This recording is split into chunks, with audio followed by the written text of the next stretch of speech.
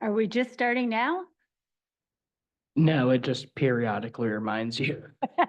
Okay, well, in that case, then I move that we consider the matter of public comment policy at work sessions at our next regular meeting, and that staff specifically put that item on the agenda so that the public can comment on that issue. Is there a second? I'll second that. Would you want to include your comments in? Yes, the- I'll attach my my suggestion to the minutes of this meeting, and we should probably include it in the packet for the next regular meeting. Thank you. So there's a second, all in favor? I, All right, is there anything else on the new business? Was there something else, Kimberly, that, I had a note, and I apologize for not having work session minutes available prior to this meeting. I did request a copy of the recording on the 16th, but due to staff being out and so forth, I did not receive it until this afternoon, so I didn't have time to do the minutes. But I had a note that we wanted to rethink our timelines, and I'm thinking that what that pertained to was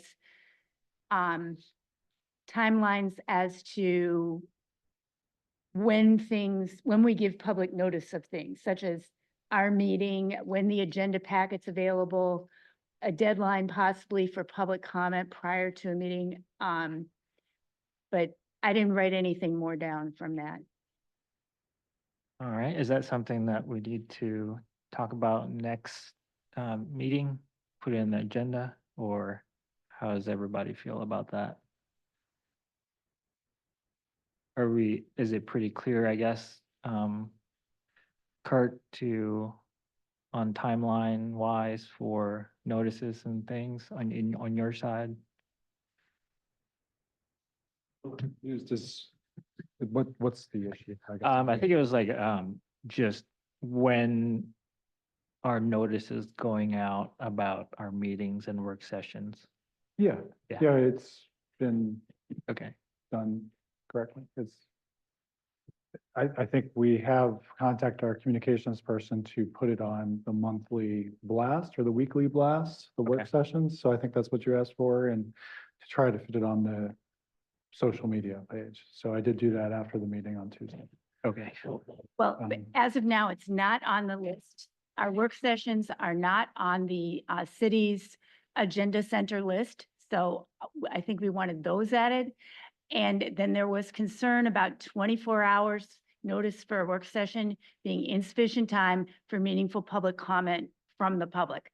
So that was, I think, the other thing we wanted to talk about. Okay, well, in trying to, to be, been trying to put them up as soon as we can. You've had, I think, 3 work sessions this week, or this month. And so the last work session was less than a week ago. And so, and I made changes the day after. So trying to do the best I can. And unfortunately, Julie's been out pretty much all week last week and today. So she does the minutes. So that's a little bit of a challenge right now, but we'll try to send out the packets a week at a time. So, but did contact the communications person, and it's supposed to go up on the, these are all pre-programmed for the whole year. And so it has to be changed a little bit. So it might take some time for that to be updated. So, I guess if it doesn't, for some reason, doesn't go out, like, if somebody wasn't available to take it, do the notice, I guess you could, just give us a heads up if that is the case. And, well, the notice is always put out.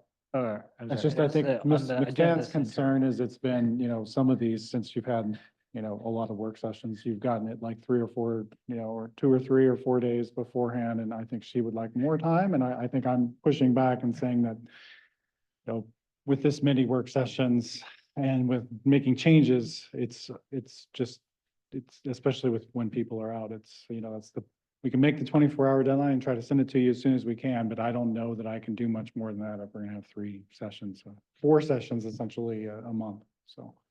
Yeah, I can understand where, that it's an issue, but it's always been an issue, I think. And it may be, a staffing issue or, something that we should think about. I think this subject should be brought up at our next meeting. And if we should make a we should decide whether we should make a recommendation to city council that we have another staff person or temporary staff person that can help in these situations, so that, because it's really important for us to get the information, and it's also important for the public to get the information. So I'd suggest that maybe we put this on the agenda for next meeting and have a discussion. Maybe you Sure. can bring somebody if there is somebody to bring other than yourself.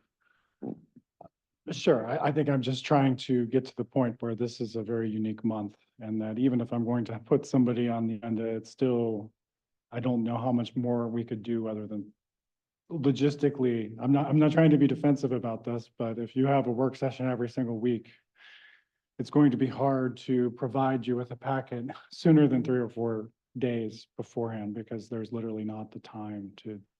Yeah, and I think if it helps, I mean, to me, I think it's okay if we have to slow down our process just so, you know. I mean, I don't know that we need to slow down the process. I think I'm just trying to get at that, surely if we're just gonna have one work session a month and, one meeting a month, we're trying to get those packets out to you a week ahead of time. I think that's our goal. It's just in a unique circumstance here is that, especially with trying to put some of your changes right into the packets that you're receiving again, only I can do that, and I have to find time, and so. Well, I think I'm just asking for some understanding in this unique Right. circumstance, so. But a week sounds good. If that sounds good to everybody else, we can always schedule packets for meetings and work sessions a week ahead of time, if that works for everybody. I don't think we're trying to be critical by any. No, and I understand how hard it is because you're doing, there's 100 pages on this packet. Believe me, I know. Yeah, so I'm just saying from a practical situation, even if we hire more staff, there's with this many meetings a month, I think we're pretty much at capacity, whether we hire somebody or not, to get you information more than, And I understand, but by the same token, we're being pressured by city council in all of their meetings. Why haven't we seen this? Why isn't this coming up? And I don't think they have a very clear understanding of the work effort that goes into all of these. Understanding that the last 2 sections that we've really done have been probably the hardest, I hope, in the entire code, but and maybe the rest will go smoother, but I'm not trying to be, I'm not trying to be defensive. I'm sorry, but I think a week was what had been discussed before, and I'm just trying to say, this last month, you've done a lot of work on this, and you've had a lot of meetings, which is good, right? It's because you're moving things along. It's just to get you the changes and sending a packet is, a week is not enough times. There's every week is a meeting, so. But I think a week is our goal, and I don't know that you need to have a work session. I think I get it if that's good for you, right? A week at a time, so the Monday before the meeting. Or the Tuesday, I think we're having these on Tuesdays, so the Monday for planning commission and then the Tuesday for work session. Yeah. Um, I It'll mean, be I just want posted to on the say, website as well, right? So I think that's what. this is definitely not intended to be any sort of criticism Oh, of that's fine, yeah. you, Mr. Freeze, or anybody on the staff at all. We are trying to get a lot done in a short period of time, and we're trying to do a good job, and we're trying to balance the needs of the public's ability to A, know what we're talking about at any given meeting or session, and B, have a chance to make meaningful public comment. So that's a balancing act that we're struggling with. And I think if we discuss that further at our next meeting, as Mr. Tomey has suggested, maybe we can figure that out, or at least try something else. Yeah, do you think, I think that's a good idea. Do you agree to talk about it next meeting? Yeah, I think I'm just saying, I think if you're gonna talk about, it, you need to consider if there's months Eh. like this, that, there may be some, Yeah. you need to have a different expectation on this month. Or think about doing that many meetings in a month. So that's just what I'm trying to say. I think that's fair. All right, is there a motion for that? I make a motion that we continue our discussion at our next meeting. And put it Yeah, on, it- and it- put it on the agenda. Put timelines Yes, on the agenda. Okay. yes. Is there a second? I'll second Oh, Is that a work session or is that? meeting. Monthly meeting. All in favor? Aye. Aye.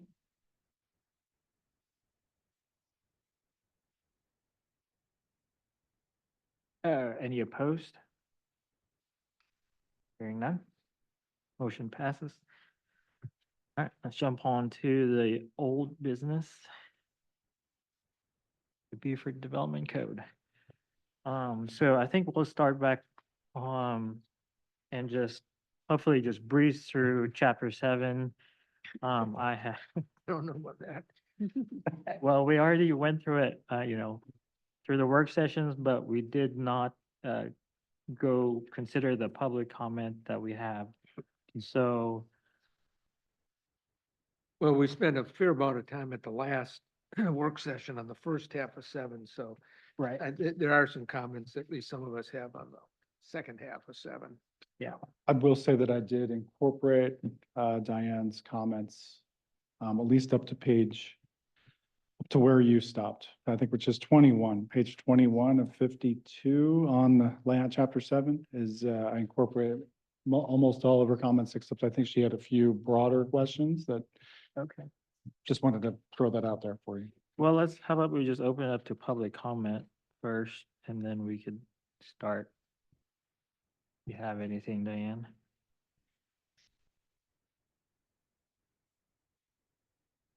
Thank you, Diane Farrelly, 2415 Oak Haven Street in Beaufort. Did everyone receive the comments Yes. condensed on, okay, great.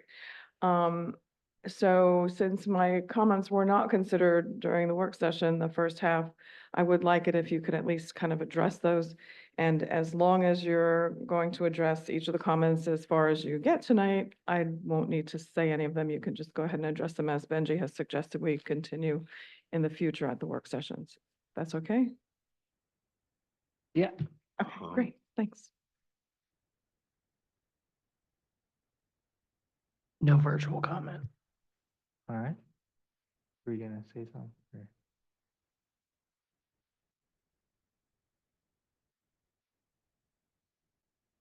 Up to page 21. Okay. Diane, how about, could you give us your major comments up till page 21?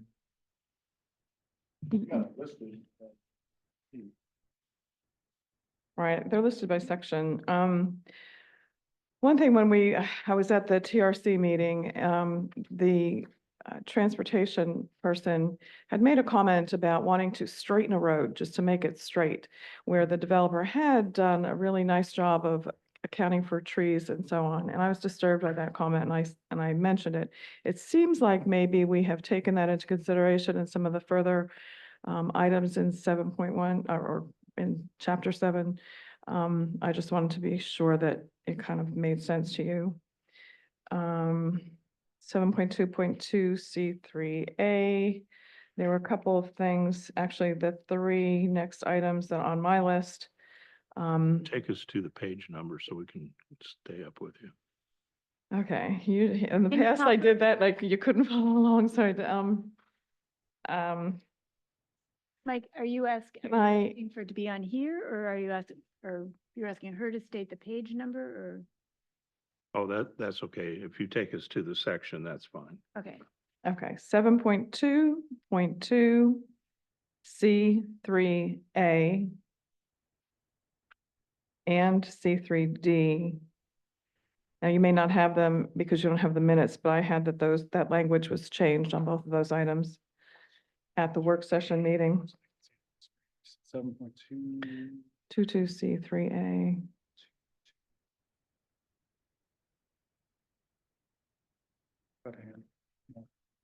Mm.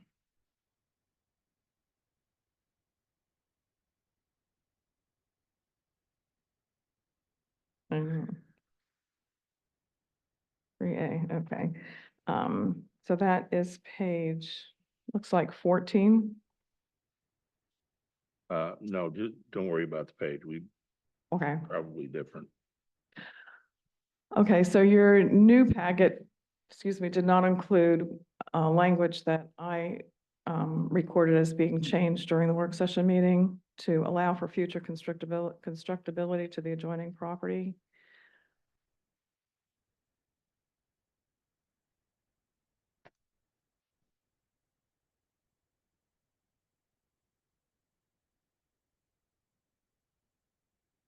Yes, I have that, note as well in my notes that, Okay, there was supposed to be a period after the, property line at the end of that sentence, and then, or a comma, excuse me, allowing for future construction on an adjoining property is language that we requested be included.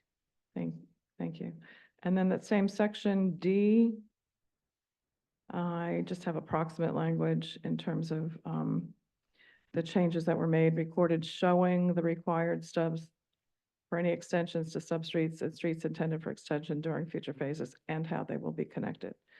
So it's not stating, but showing the required stubs and how they will be connected would be the additions.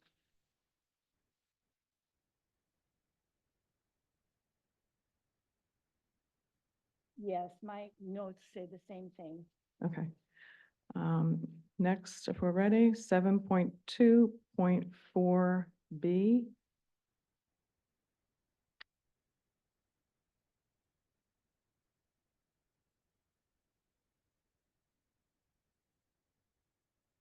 You changed will to should on the roundabouts, should be considered first.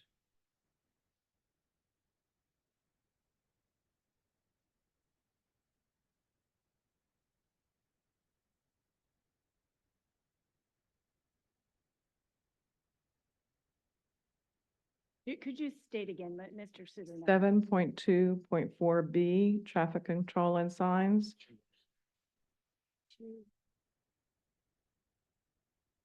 You said traffic signals should be used where warranted, but alternate traffic control such as roundabouts should be considered first instead of will be considered first. I mean, it was a small change, but I recorded that. 7.2. .4B. Can I just, Mr. Chairman, this seems to be a crazy way to do this. Yeah, it's a Yeah, little if- cumbersome. We're gonna go through the public's comments through the entire chapter 7, and then we're gonna start over again and go through ours. Wouldn't it make more sense to just take these up, start where we left off, go through ours? Kurt or someone can bring up hers as we get to that section. Otherwise, we're gonna do this twice today. We're already a half hour into our 2-hour meeting, and we haven't even started on our comments yet. I mean, This this is not the part- way to There's go ju- about this. Sorry? This This is, portion is one that we already went through, so we're not, Right, I don't think we're gonna go through it twice. right. well, you've got them in writing. Aren't these the kind of things that Kurt can just take up, and as appropriate, add them for our final draft? Yeah, I think maybe the best thing to say is, if there's some minor little comments like this that weren't incorporated into your Tuesday meeting, I'm assuming that even if you did approve this tonight, we can bring it back to you with final draft just to sure that everything is fine. But maybe you should ask her for major things that she thinks. call- And that would be as we go along, if we get to, pick up where we left off, if, incorporate what she has, give them to, Kurt to incorporate as appropriate into where, and then pick up where we left off, and then as there are public comments relating to what we're talking about, we can deal with those at the same time, so we're not going through this twice tonight. Mm. That's my recommendation. Oh, so my recollection is at our work session, we stopped right before section 7.4. Right. Yep, That's correct. this is catching us up. This is catching us up to 7.4.1. These comments right here that we're going through. That's correct. But so, for example, this third one that, talks about, or fourth one, or rather the third one, it's just substituting one word. That's what she's suggesting. And that Well, makes sense. It's not that I'm suggesting it. That was what they decided at the But meeting. That's right. Right. I really only have one comment that I think would be semi-substantial for you to consider that is in that section that you've already covered. And that's in terms of the table, site distance. Shouldn't site distance be required in all cases for a transportation impact study? Which table are you referring to? 7.3.2D.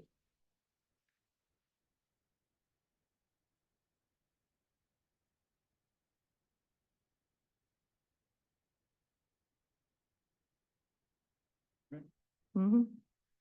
Must be it here. It's page 22. And that's the only substantial comment in those sections. So on that, What's your comment, please? That in the site distance, shouldn't that be required in all cases? I don't see, maybe I'm missing something, but the table, I don't see the table referring to. Page subject. 22. It's on the screen right now. It's, What page are you on? 22. no, it's not No, numbered the no. same. Oh, Page it's not four- numbered the same. 14, 15, It's on page 16 and of our packet. 16. Thank you. Yeah, so right now, site distance is only if it's requested by city, and she's, It just seems pretty asking substantial to if me to be able to see. shouldn't it be required in all cases?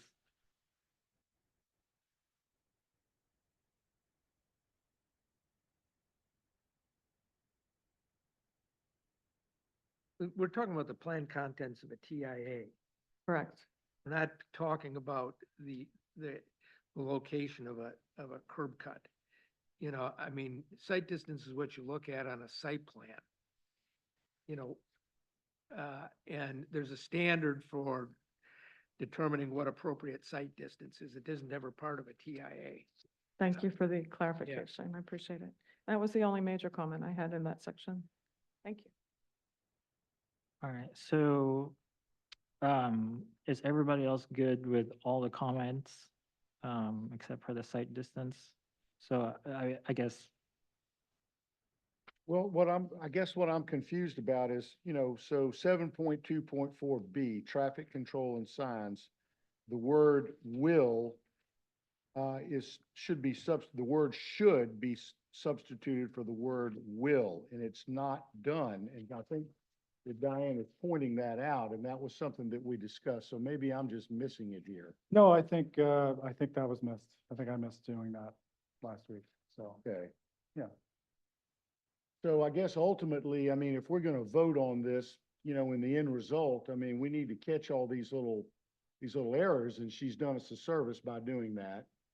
Right. So, And that's one of the reasons why I wanted the recording of the meeting, so that I could supplement my notes as to what exactly we agreed to, in order to review this, so. we need to get an accurate draft of the comments from the prior meeting to make sure that they're incorporated in.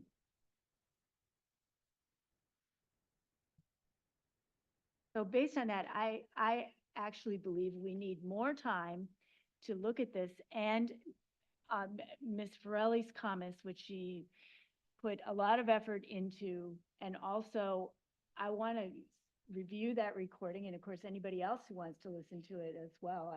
I now have the link, and it can be shared through Kurt. I think we are going too fast on this, because we spent a lot of effort at our work session, making a lot of changes and they're not all here. Just a cursory review. Okay. A couple were Yeah, missed. that's fair. I mean, okay. Well, I think we stopped on page 21. So I think we've made glacial progress, but, can we move forward instead of, that's my goal here. This was one word and I'm sorry, that was Tuesday afternoon. So I missed a word, but this is the whole purpose of this process is to get all this. And, I don't think Congress goes through their 1,000-page bills but you are, and that's to your benefit. And so I think let's not derail the whole process. Let's move forward. We're on page 21 and let's get forward, or this is going to take another few months if ever, I'm not trying to, I'm sorry, but No, we you're- do need to move forward. So. And yes, Julie was out Wednesday, Thursday, and Friday and Monday. So I mean, there was no one to do the minutes and that was just 3 days anyway. So I don't know that we could do a 2-hour meeting with all the minutes and a 3-day notice and turn around and give it to you. Yeah. Within that time. And that's what I'm trying to get at here is there has to be some practicality on your part. I think we just need to move forward Yeah. and start on page 21. Let's move forward. So Kimberly, you're gonna help us take notes on all the We're changes. starting where we left off at the work Yes. session? So let's- Okay. Page 21. And I will be in charge of written public comments, so We'll I'll go to- bring it up as we go. So page 21, we're on chapter 7.4.1. Is there any comments on that section? I do have just one question, kind of a preliminary question. Kurt mentioned the that he added a couple definitions, and are we talking about D and E in 4.1? Are those the definitions that you added, Kurt? Yeah, you had some questions about that and, honestly, I just threw them in there since this is still kind of a review process. So whether that goes in the definition portion of the code or if you want them right here, I think that's a question for you. And whether you like this language or not, it's still a question for you. So, And where did these come from? just other ordinances. Other Beaufort ordinances or some other ordinances? Well, Beaufort, we don't have the code right now and, so, Some samples from other yeah, jurisdictions? samples from other jurisdictions. Okay. But it's pretty general, so I think the main concern was what is it and is it, there was a lot of discussion whether privately or publicly owned, so that was. I think it's fine for it to be publicly or privately owned. I have one comment for the definition of the green space. And that we ought to include pedestrian pathways. Pedestrian pathways, we're all about connectivity. I would take it to believe that the Spanish Moss Trail would qualify as a green space or an open space definition. And so I'd like to include that. I think that would encourage the developer to provide, if they could count that as part of their green space or open space requirement, that would encourage the development of that type facility, which we find desirable. And we could help encourage connectivity to adjoining parcels and so forth. So I'd like us to consider that, which would also require a change in 7.4.2 C3, where it specifically says you cannot count such a pathway as green space. I think we should.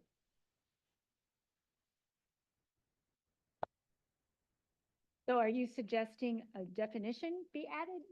Yes, I would suggest that in the red, starting with red D, that green space definition, an area of grass, trees, or other vegetation to include pedestrian pathways set apart for recreational or aesthetic purposes and development, just the addition of those words.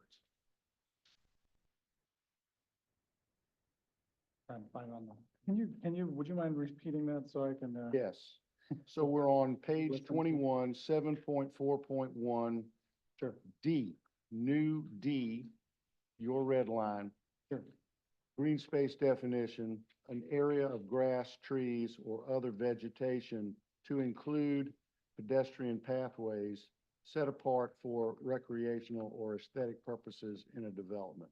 Can be privately or publicly owned. Okay. And then we have to strike it. Where do we strike it out?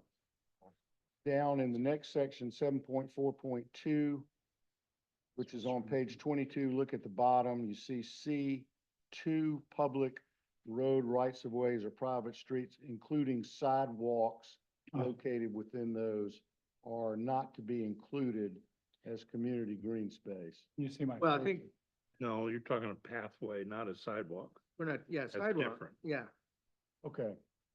Okay, so, yeah, well, my intent is to Would specifically you like to say include trails, maybe? a pedestrian pathway similar to, an extension of the Spanish Moss Trail. Would you like to say trails or multi-use? Yeah, multi-use pathways, a better Because way to put it. pedestrian, Yes. pedestrian pathways could imply sidewalks. Yes, Okay, Pedestrian or multi-use pathways? yes. because that's, include trails. All right, everybody good with that? I just have a question about, the 7.4.1A refers to community green space and open space. The definitions do not include the word community, but they do address the issue of ownership. Do we need that word community? And I think that it creates confusion to use the word community and then address the issue of ownership, because at least to me, community means something that belongs to more than just the owner. I don't know. Well, and I think that's what they're getting at, is as opposed to somebody's front yard, it's community or communal. Yeah, maybe we should, And I don't have a problem with it because Add green community. space community is just defining, I think, both green space and open space. So, I mean, so should we have D refer to community green green space? space, I think that's a good addition, yeah. Probably, yeah. We'll add that in there, if that's okay with everybody. That's fine. Yeah, I think that sounds good. Well, it sounds good to me. Okay, And- as to both of them? Yeah, so it'd be community green space and community open space. Okay. All right. Anything else on 7.4.1? All right, hearing none, let's jump on to 7.4.2. Let me do the public comment real quick. So table 5, on 7.4.2.8, table on 5 to 10 acres, T5 UC shows exempt. And this is from Diane Fairley. She says, is my understanding that the city council wants minimum tree canopy coverage in every zone, including commercial zones. So are you suggesting maybe it shouldn't be exempt? All right, So there's lots of exemptions on this table. Well, T5UC contemplates building streetscapes. It contemplates buildings set alongside a street with street trees and sidewalks and park benches and all that sort of thing. And when you reduce your acreage down to that size, you're gonna have a fairly small, tight development, it seems to me. And I think my question is would the streetscape otherwise required under T5UC be sufficient? And I think it would be. When you get into a larger acreage situation where you're really beginning to be concerned about tree canopies and so forth, I think the percentages in the table are much more appropriate. I mean, maybe you want to adjust them a little here and there, I don't know, but I kind of think that there should be an exemption, provided that the planning commission is satisfied with the streetscape design. Which district you talking about? T5 UC in less than 5 to 10 acres. Yeah. Yeah, and the maximum lot coverage for a T5 UC is 100%. So if they cover 100% and we're requiring 10%, then that might be an issue. Yeah, currently it's exempt for all categories.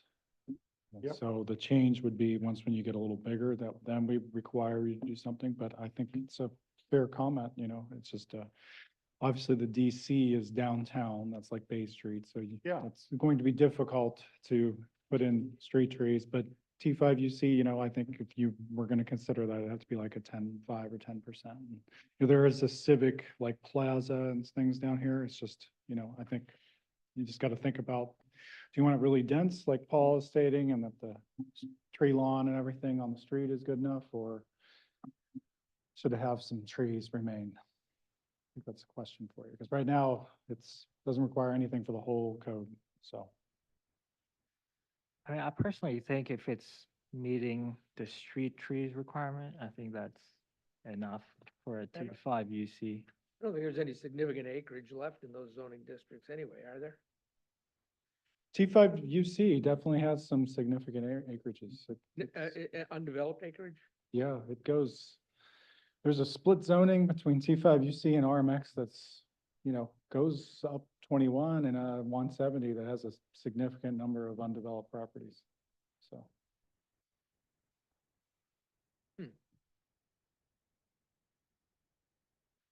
And that was the reason why and I think that was also discussed at the city council meeting that, some of these properties are large, and, I think you developed like Point Grand, I think went in, I think some of you were a part of that. But that was developed, I think, in T5 UC, and, I think there was some desire, hey, we should really have some. I'm open space. still not, where are you talking about? Out Trask Parkway or where? Behind actually the Lowe's, and I also believe the Watercrest apartments behind the Walmart, those are all T5 T5 UC? UC, yes. they are. Really? Okay, well, good. All right. Yeah, you get the bigger tracks and it starts to, I know those, that's what they were. Okay. so yeah, I think you just need to, I think you can make a case for it, so you just need to. I'm just saying staff's okay with that, if you want to move the 5 to Yeah. 10 acres down, to a percentage. But right now, we're just recommending exempt, so.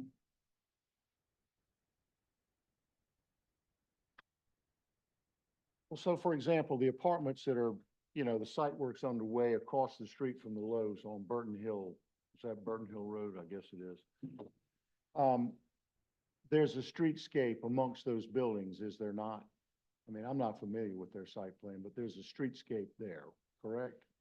I think so. I think so, yeah. And they have like a pretty large detention area along Old Salem.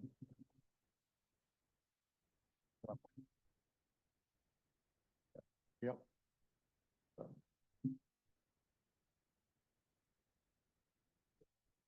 Well, if that's in that zoning district, then you do want to have some open space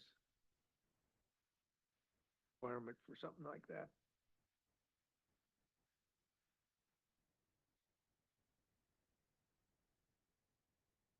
Okay. That's the case, you all thinking 10% is suitable? That'd be like a half acre on a, So does this chart mean that 5 acre lot. right now it says 5 to 10 is exempt? So if we said 5 to 10 has a percentage, say 10%, does that mean under 5, if it's an under 5 acres, then it's exempt?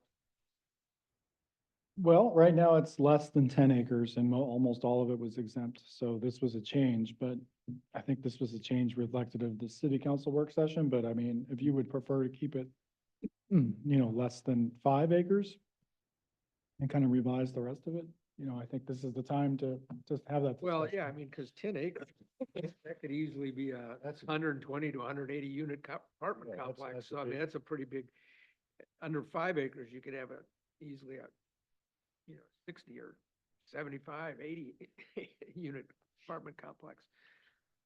So I didn't realize that that district was incorporating large properties like that. I would, so. Yeah, if you give me a second, I might be able to pull it up online while you guys are talking about it. I mean, every apartment complex of any meaningful size ought to have an open space requirement. Yep. Yep, so, maybe you think you go back to less than 10 acres and add the 10%. I mean, that might resolve the issue. Or should it just match the RMX? Because there's that T5 UC RMX zone. So what, for example, is I mean, I think the exemption should apply to truly urban developments where it's just an infill along an existing streetscape with a real streetscape. Those should be exempt, but anything of any meaningful size, and to me, 5 acres can be a meaningful size. Yeah. Should have an open space requirement. I agree. Maybe it should be 10%, but it might even be 3 acres to 10 acres. Okay, so you would like a separate column, is that what I'm hearing from everybody? So a separate column from 3 and under. Then we just need to figure that out. And then 3 to 10 has this, and basically that goes to 10%. Is that what I'm hearing We're somebody talking say? about just for T5 DC? I think we would have to create all of them, would have to get transferred over, so. Yeah, I think that sounds kind of what that would address this issue. I mean, That there's sounds good. exemptions in T4HN. There's exemptions for LI, light industrial.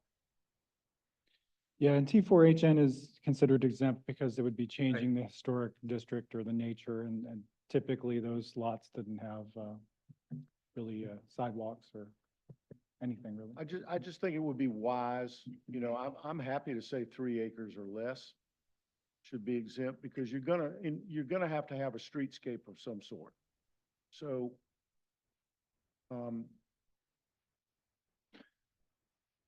Would you like to work, my hearing, the 3 to 10 is a good good column, and less than 3 is a separate new column, and did you want to add some Just an percentages on like, or just a note of exemption, developments under 3 acres in T5 UC is exempt from the, it's exempt, or should it be at the discretion of the planning commission? at Might be the a catch-all. discretion of the planning.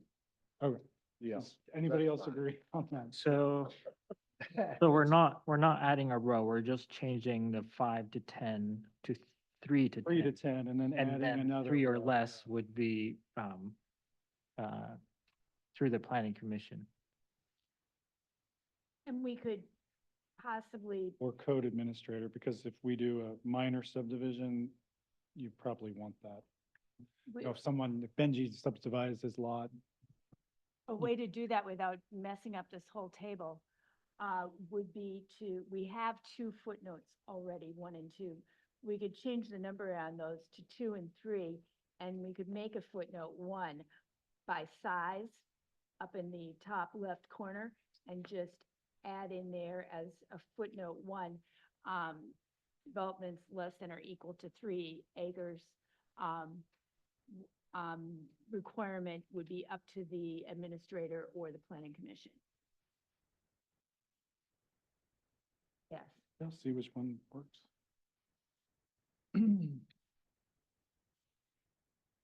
Or just whatever if the percentage, if any, for a small development like that. Well, instead of adding a column with 3 to 10, I'm saying do it by footnote. I mean, 3 to 10 is we're gonna change 5 to 10 as it is right now to 3 to 10. Correct. And then deal with the under 3s by footnote. But Yeah. then as far as percentages, I don't know if we want to change. I'm asking, in the T box exempt, what percentage are we gonna change? it to? Right, yeah, so Oh. so that is the question, yeah, so T5 UC, 3 to 10, what percentage is it going to be? Yeah, so we need to talk about that and agree. Is it 10%? Is everybody okay with that? Yeah. 10%. So if we do 10%, the rows under, or the rows underneath it would just jump up another 5. And you're okay with the exemption for the historic district and light Yeah. industrial? Yeah, you have to, I think. Yeah. And T5 DC, right? Because that's only basically two streets in town. Yep.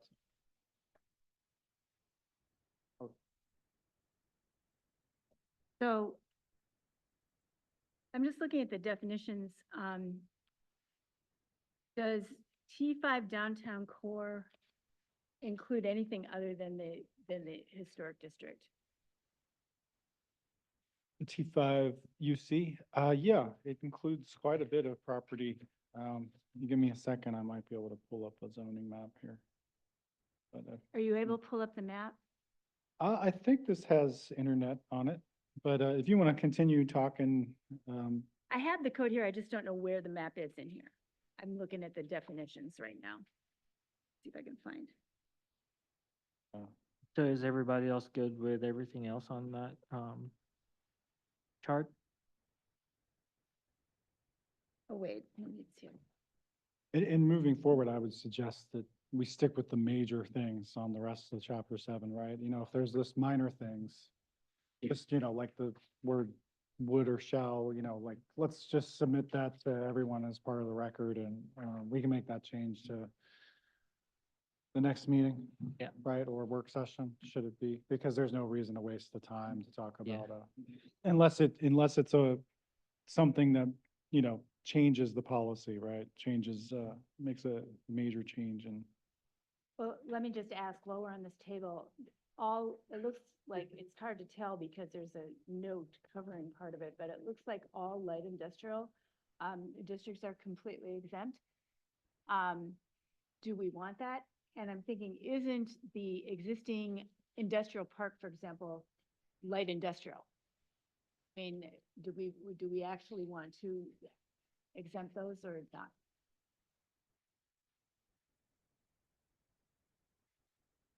I mean, traditionally, these are improvements for the public, and I think the thought is light industrial is kind of a functional industrial use that doesn't really require parks and open space per se.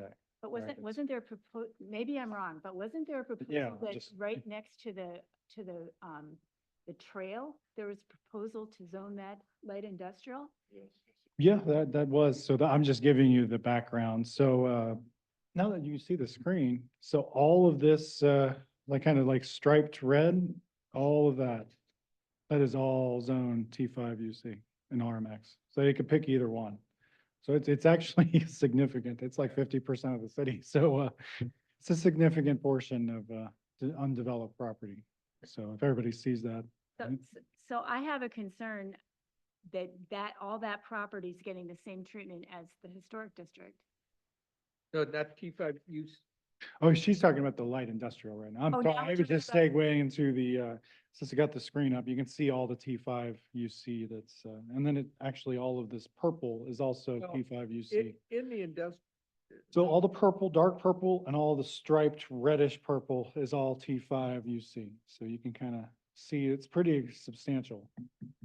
It's in the pop- industrial category is IC, LI. It's LI. excuse me, LI, and you exempted, so let me ask you, Kurt, in that LI district, we still have, we haven't gotten to those yet, but we still have requirements for landscaping of parking areas, don't we?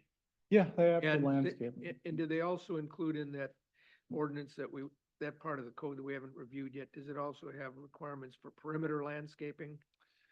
It would have a buffer zone if you're next to like a residential or a, you know, Yeah. unlike So zone. so my point is, it's not as though we're not gonna have some level of tree plantings and so forth there. The point of it is, as you just made, is if the point of community green space and open space is to serve the people who live there, is it really necessary in our limited industrial areas, right?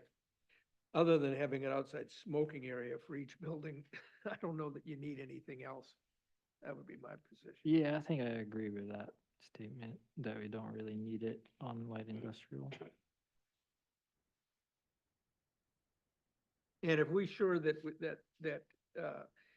henceforth going forward, we have the right to review the designs in the industrial, and we'll get around to that, industrial developments. You don't right now. I know, we might change that.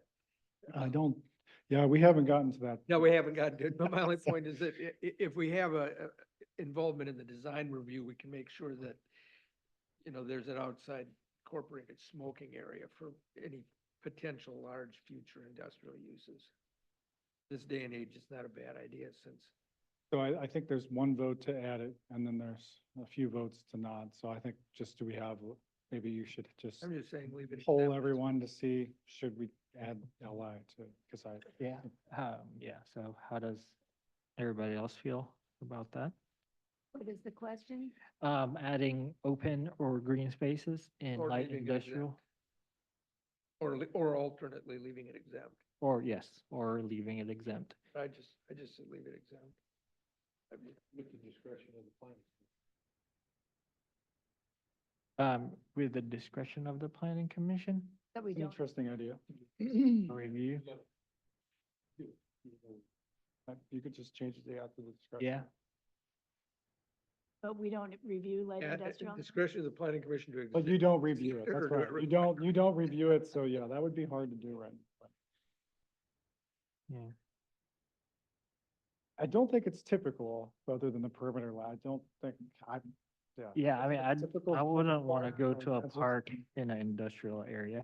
See, adding a lot of cost to a industrial. development. Honestly, my bigger concern is not the light industrial area, but the expansive T5 DC, which I can't Okay, see well, the let's, T on this map. let's just, yeah, sorry, it's okay, so the T5 DC is just right here. It is literally the only, That's it? that is Okay. it. It's basically Bay misunderstood Street what you were and saying. Port Republic Street and a little bit of Craven Street. Okay, Yeah, So it's very small. okay. I think there might be one parcel in so that's Grady's exempt Island. for. I thought he was obvious saying that reasons. all that stuff all the way down Rebo Road was included in that, but Yeah. obviously not. Okay, then That's UC right there. I withdraw my comment on. But yeah, that's it. That's Okay. it. So let's keep moving. Yeah, So are just there any other? Leave it major- as is, except for changing 3 to 10 and adding a footnote regarding less than 3 acres. That, Yeah. what we decided? Right. Yep. All right, moving forward. 7.4.3 community green space and open space types. Is there any comments there? There's no written comments. Sounds like we're sold. I could be an auctioneer. All right, we're moving. Alright. Let me know if you guys need a minute. Otherwise, I'll keep moving. All right, 7.4.4. All right, hearing none. 7.4.5. Let me jump on a public comment here. 7.44 and 7.45, they say community green.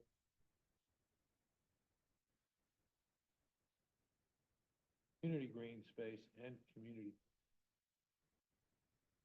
Yeah, we can change, we're we headed to can, that, yeah. we can do a find and replace edit on that. Right. Yeah.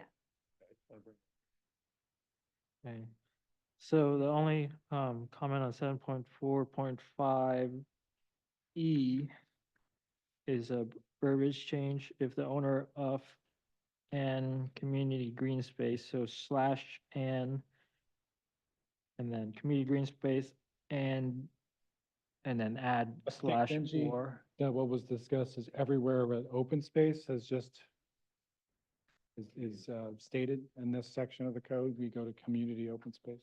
So that'll be Right. replaced. No, I'm reading a public comment on the, So wherever it is, it'll like D, it says failure to maintain community green space and open space, so that would just go to community open space. So in every section it says that, we'll just add that word. yeah. Okay. Yeah, but, Public yeah, comment? on letter E, there's a public comment And Oh, okay.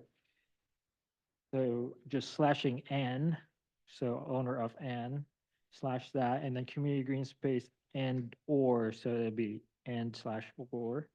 And then at the very end of this sentence, add at the owner's expense or similar language. So that's self-help on the part of the city, actually. Does the city have the authority to lien private property for such services after notice? Cutting your brush Yeah, we after do. We notice? have a City property has the maintenance code. authority to do that We do. already? Property maintenance. We do. code does. Yeah. Property maintenance for this. Not something we I like to think, do. I think that's sufficient. I mean, if you get an egregious situation that needs to be cleaned up, you know, and the city has the authority to do it and lien the property, then then that takes care of it. So so are you saying we don't need to add that, or? I don't think if the city already has the authority elsewhere in the code. So for example, if you have a lot and you don't mow your grass, the city will from time to time send you a letter. Yeah, right now it says either per the code of ordinances or equivalent health and sanitation section of any updated code of ordinances. It's basically be the property maintenance code would be the violation. The city barely enforces that ordinance, but it does have it, because We reviewed it. do have it. We last- do They've have it. got the ability to do it already. Right, Okay, so no need for that. like, All right. All right, going once, going twice, sold. Yeah. Yeah, is anybody else on that section? That was just a public comment. Anybody in the board? 7.4.5. 6-2003, I'm trying to look that up. I'm wondering if that citation is actually correct. Oh, that's a good question. I don't. see I that. mean, we could maybe check that citation or even remove it. I think maybe we need to, because I don't see, it might be from a prior code or something. Yeah, because, it's like, from the original when this was Yeah, adopted. so we need to check that citation and refer to it properly. All right, I'll put that on the list. Anything else on that? Otherwise, we'll jump on 7.5. The big one.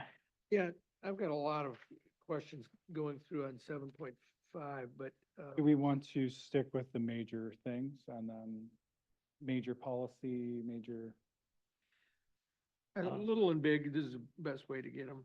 Yeah, We'll go and through then fast. have Diane, Oh. any other board member, instead of just going, you know, there's a, Oh, because okay. we haven't gone through this in work session yet with the specific edits. And so, Well, does anybody have a good use big, of time, would it be, I'm just suggesting it's a good use of time, should we stick with the major comments, since you haven't gone through this yet at work session? yeah. And then, Well, how do you delineate major versus minor? Well, I guess, is there any major comment that's just gonna undo everything if we go through this section by section? No, I'm not gonna undo it, but it would be, I don't know how it would differentiate between major and minor. So I think we could go through it section by section. I would. I would like to do that. Ms. Fraley doesn't, as I'm reading her comments, doesn't have any comments until 7.5.6. So there's a whole lot of this that is not, it's not addressed in her public comments. And just as, is there still like nobody online? There is nobody online. Okay, so I'm just checking to see if there's any other comments that might come up here. Nobody cares about us. it's just. Well, nobody on Zoom, I should say. Think if they went over their 1,000-page bills with a bunch of attorneys every line. Well, I don't think there's any major comments. I think we could go through it section by section. All right, so 7.5.1, does anybody have any Yeah, comment? this was, there was some confusion, I think. One way to just start by getting rid of some of the confusion in this is that in a number of places where it refers to development applications under the subdivision section, probably better if we just referred to those applications as subdivision applications, just to differentiate from site plan applications, because it's just got to be clear that this whole section here is dealing with subdivisions, and we don't really get around to the different category of plan review, which is site plan, until 7.5.8. So I think you're talking about maybe striking the Well, third paragraph, here's the other thing is that, second paragraph. well, let me start with the title. 7.5 subdivision standards, really, because site plan, which has to do with non-subdivision reviews, this is really subdivision and site plan standards. Okay, That's a fair comment. and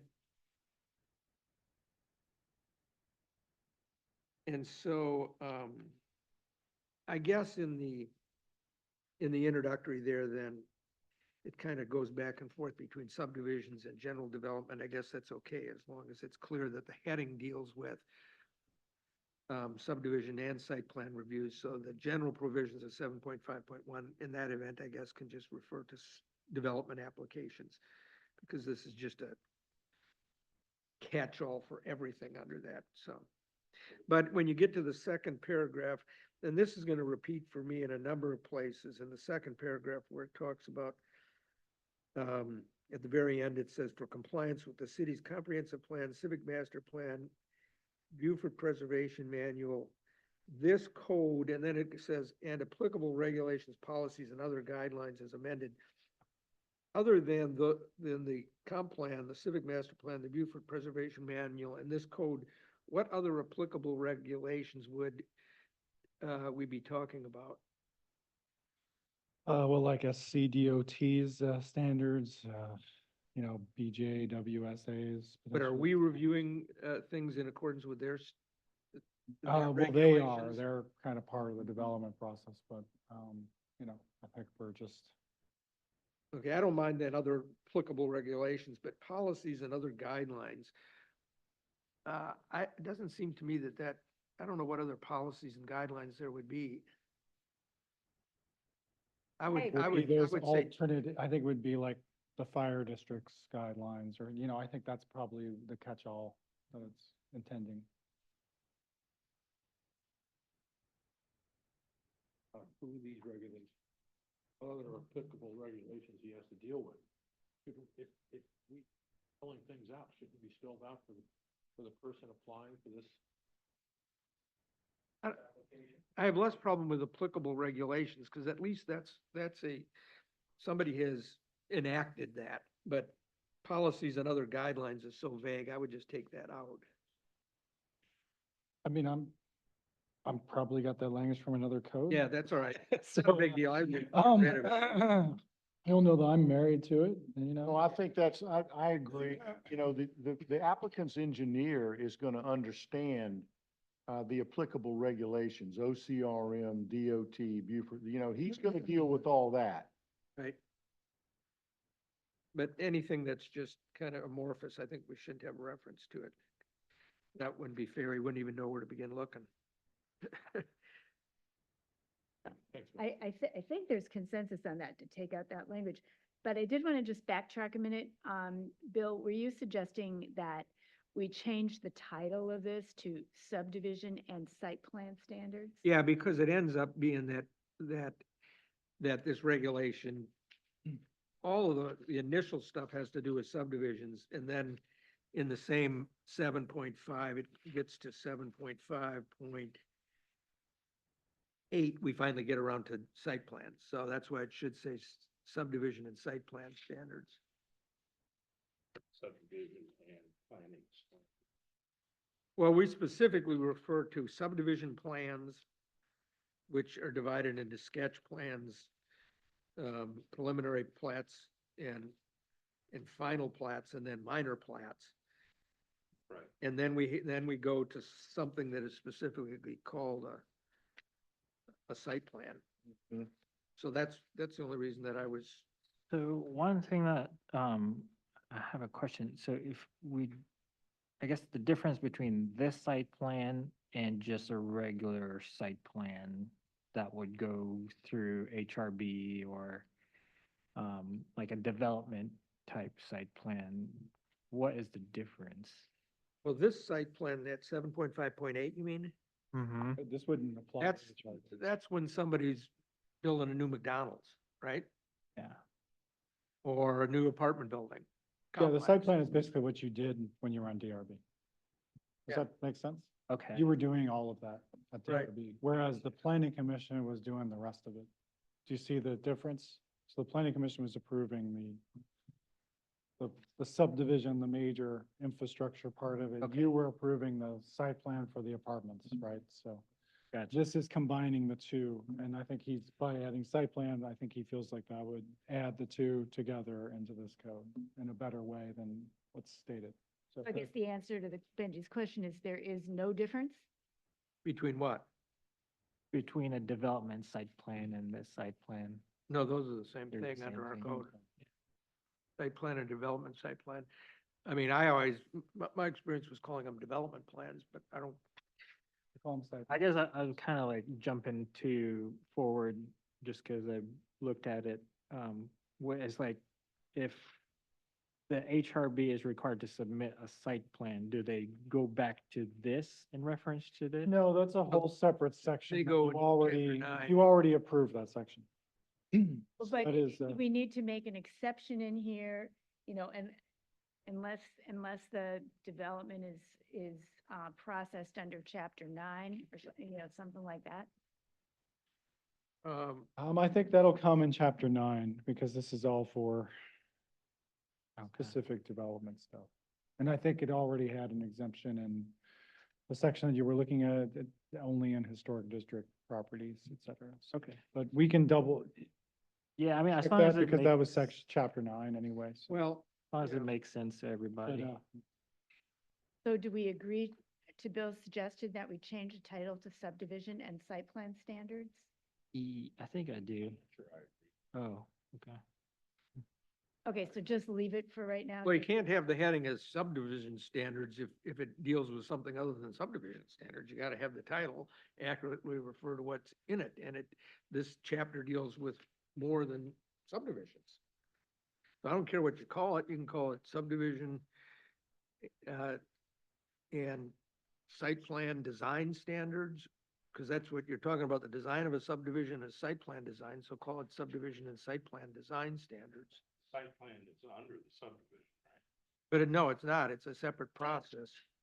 Well, it is in this chapter, and I think he's trying to tie it together by just adding site plan, and that ties it together. It's in the same chapter. It's not a subdivision. It's not a subdivision, but it's in the same chapter because it In the asks for a same lot of the chapter, but same it's an information, because it's like engineering. an entirely different. We're adding all of those extra things to now to a site plan, that you have to provide all of the engineering documents and all of TIAs, all of that kind of stuff, and it's stating what you need to do, which is very similar to the major subdivision standards. So now it's been put But in they're, here but they're totally different. It's two separate Yeah, and so processes, just two adding different site things plan. that are occurring. as a heading, I think fixes the problem. So That's all I'm saying is So, just. so fix what it. is your suggestion, Kurt? I would agree with Bill. I think that's a simple Because solution. I guess if it wasn't on the title, the site plan as a sub section would imply that that section only applies to subdivisions. Well, and that's why I got so confused when I first read it. I was going through all the subdivision sketch plan, preliminary, plan and all that, and I'm thinking, what are they talking about here? Almost And- redundant. And then I realized, well, wait a second. If I, 10 page later, I get into the whole idea of a development, what they call development site plan. So, Well, so it says, the first sentence says, the provisions of this section shall apply to any and all subdivisions of land within the municipal boundaries of the city, unless expressly and specifically exempted or provided otherwise in this code. So if we just leave the title of subdivision standards, is that, well, it really, the provisions of this section apply to the subdivision and development of land. But, sort of I would have written it differently. The second sentence then says, all development shall comply with the blah, blah, blah. So this 7.5.8 5 is really dealing with both subdivisions, which is one entirely different thing than a function we undertake and one type of plan different than the development, than the site plans, which is a different process and a different function. So that's why it has to say subdivision and. I think it's a simple fix. If It is, it's a. Sure. What is All right, the maybe we're over, consideration? you're over. I would just suggest you might be overthinking this one. I think Bill has the solution and I'm not sure, unless you want to create a whole separate section for it. You know, What- like 7.6. What if we don't use and, what if we just say subdivision site plan standards? Would that Well, do it? those are two different things is what I'm saying. The site plan and the subdivision plans are different. Subdivision plans, we divide into 3 types: sketch plans, preliminary plats, final, or 4 types, final plats and minor plats. So those are subdivision, those 4 things. And then we've got site plan, as it's been titled, for other types of development that don't involve a subdivision. Now, you can take all that site plan stuff out and put it into a different section, don't call it 7.5. I just didn't want to renumber the whole code. Yeah, so I mean, I think, I'm sorry, I think we might be overthinking this. I think he has an elegant solution. And if you all agree without overthinking it, you know, I think we either create a separate section or we just add a word and I think, or 2 words and we fix the problem.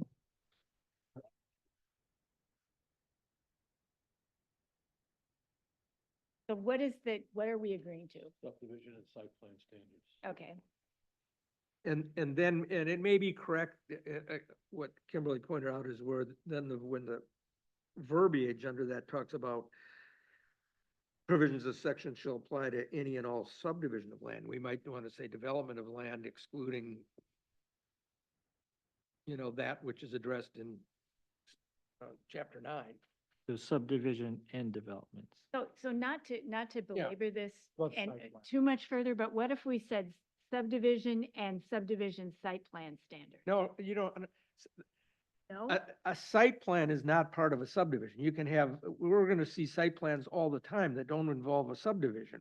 Right, but so I'm trying to narrow it down to site plans that only pertain to So subdivision. okay, Yeah, I think now we're having a, okay, we're really, the title we got, then the rest of it can Okay. refer to subdivision and site plan development or development.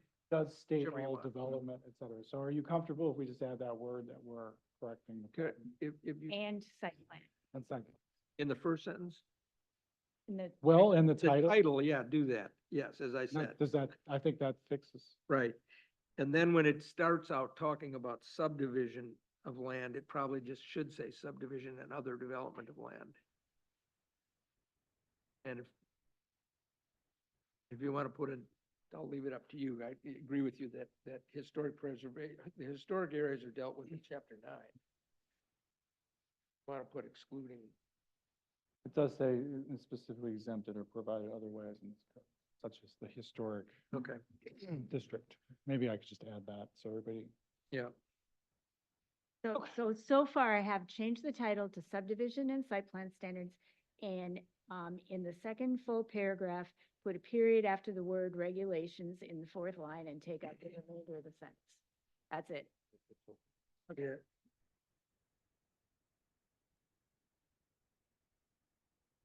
All right, Are we good? We going to 7.5.2? I think so. Well, so in that one, I just want to make clear, the minor plat is 5 or less, not 6 or fewer, right? Yeah, we'll make Okay. that change. I hadn't, Yeah, done this section yet. yeah, because right now we have, it says Yeah. 6 or fewer, and then it says 6 or more. Well, it's really 5 or fewer and 6 or more. So it should be 5, Yeah, under, 1. One, yeah, number 1 there, that should be 5 or fewer. that's 1 right there. The other thing, Kurt, do we have in here under that minor plat And then anywhere? there's the less than 3 acres, I think that Mr. Tomey added, but I think might not be a good idea, actually. So what about usually there's a time limit on the number of lots that can be created. So usually it would say 5 or fewer lots created within a year. That's why I've done it cumulatively, like forever, essentially. So that's what you mean. Yeah, But I think you still put a time period on it, because the point of the matter is, otherwise there's a way around the major plat process if you don't put a year, a time period on there, and I would just. Well, I was saying cumulatively like forever. I meant, and Forever? I don't know if I would mean forever, usually within, so just because otherwise. you might not could- be able to track it forever. But you can track it for a period. Yeah, I mean, that's true. That's pretty common practice though, is to 5 or more. But, you know, you're gonna do more than that. It's, we're referring to Then you need a 5 or major fewer subdivision. lots. My experience has been that you put a time period on there so that to try to, So that's a kind of a big battle in rural communities that I think you're kind of aware of, is that, this is more of a rural community thing, I think, because the farmers will want to subdivide out the lots, right? They'll want to subdivide as many lots as they can to family members, and that's the battle, is when do you stop that from happening until you put in infrastructure, right? Because you're essentially, what this is doing is exempting you from infrastructure. And so it could be a dirt road, right? It could be a access drive off of a, you know, you're not even adding a driveway. You could do it in here, right? So that was always, it's always the battle, I think, is when you provide that infrastructure. well, Actually, I'm just talking about, this is an urban community and, that was just a suggestion. yeah, I'm just saying, but if you're gonna do time limit, it seems like from a professional standpoint, I would just say it seems like it needs to be a pretty large period of time, right? Because, then you're encouraging people developing lots without infrastructure. No, what I'm regulation. saying is that you can't, I won't spend any more time on this. The point of a time limit on that is to keep people from going along, going through the major, people are gonna try to avoid the major subdivision process Yeah. if they can. And that's the purpose. And they would do 5 lots now, and then 5 lots later, and 5 lots later, and 5 lots later. And so you put some kind of time limit on it so that it's a, That's why it was cumulatively, but if that doesn't make sense, maybe I need to it was basically 5 lots, or you need to go to major. well, if you can 5 track lots that, forever. if that's forever, okay. Yeah, I didn't know mean, you that's meant if it you that can way. track it, that is a problem. So, I mean, but if you're gonna do the time, I would say a long period of time, because otherwise you've just allowed a So the major point of the matter, exemption just of to the. clarify, if somebody has 10 acres and they divide it into 5 lots, that would be a minor plot. If they came back later on to divide any one of those lots in half, Mhm. that's prohibited, is what you're saying. That's right, without a major subdivision.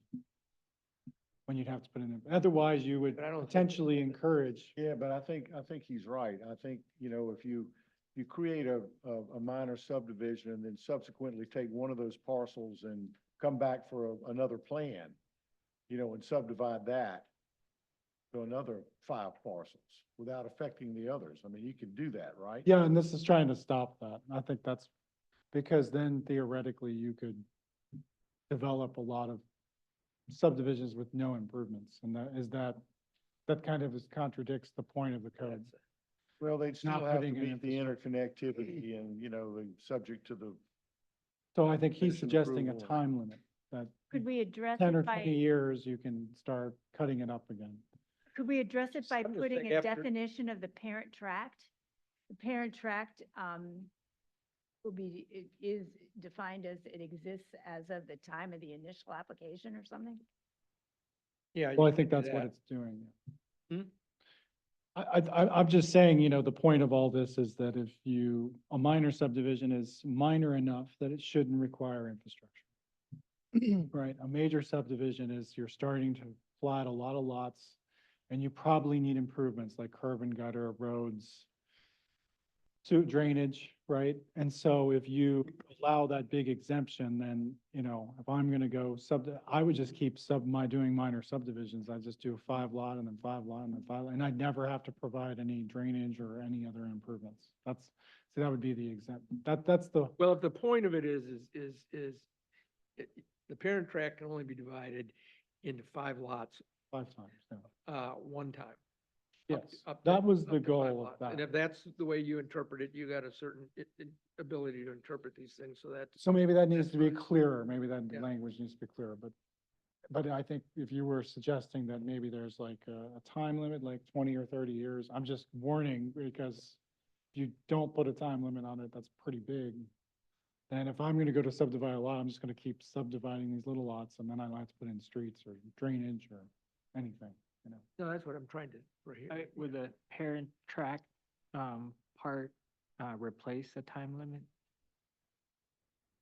Well, that's the way it's suggested now, so I think you just have to just need to clarify that or add the time limit. I think we just need direction. Yeah, just.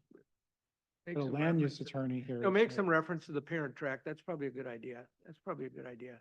That's probably a good idea. All right, I think we'll try to clean this up. Yeah, see if you can do some reference to the parent track, yeah. Maybe add a 4 on there. We're gonna add a 5 and then try to clarify that. All right, I think everybody agrees on that. Anything else on 7.5.2? I'm trying to understand that 3, a consolidation of multiple lots when a new street or street change is involved. So you can do a consolidation plat without a street, right? That's right. That's right. But you're saying, a minor plat would involve consolidation of lots when a new street, so that would be mandatory, you're saying? That's right.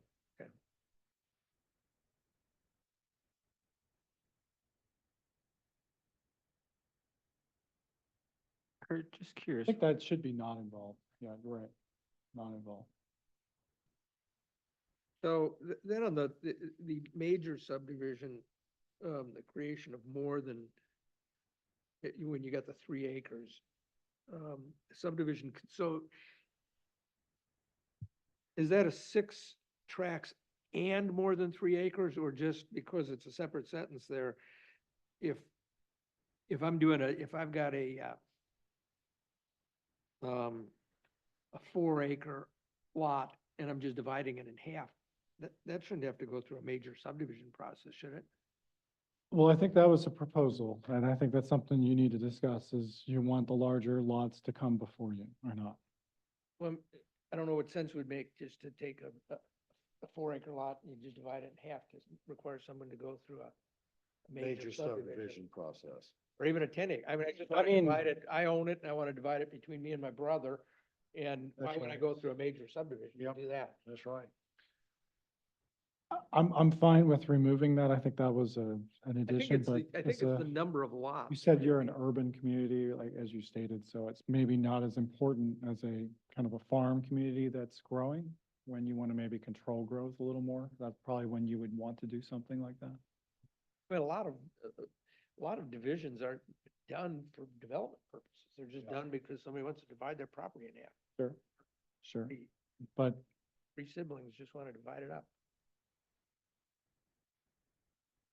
That's all. To me, it just seems that it should be based on the number of lots you're dealing with and whether you're dealing with public streets. Yeah, I That think kinda that's thing. right. I mean, you could have a parcel and want to subdivide it and give a lot to each of your 3 children. That shouldn't involve a major subdivision. Yeah. well, if everybody agrees, that can be removed. So if we do that, should we omit the 3 acres from the previous section as Yes, well? we should. We should. Okay. were you gonna Right. say something, Mike? I was more concerned with the urban environment, not Well, but we pointed out earlier that there's some pretty big parcels even in our urban area here.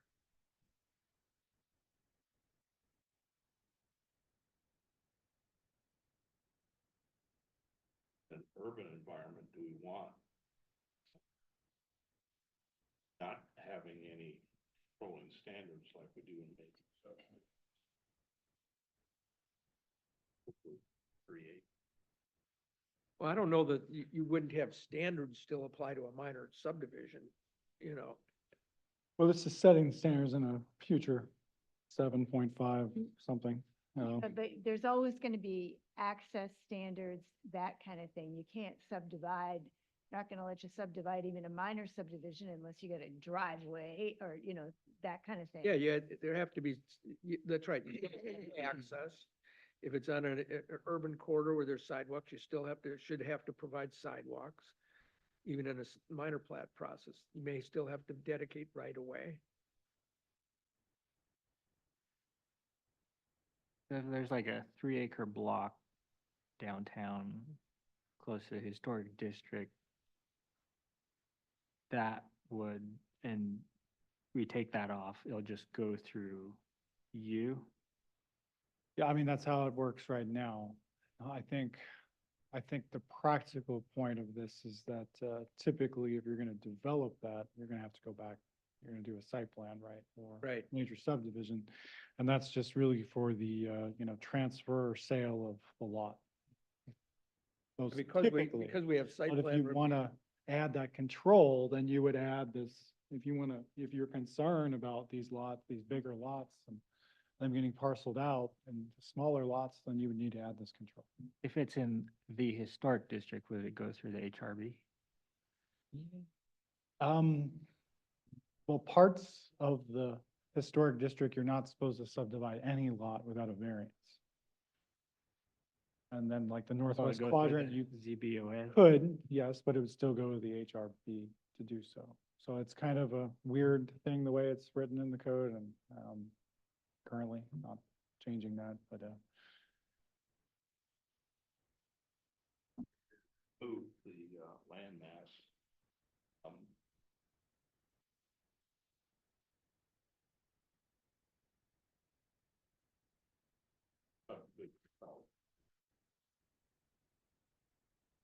I think maybe the bigger question would be, if you're just selling lots, I think this is the better way to think about this.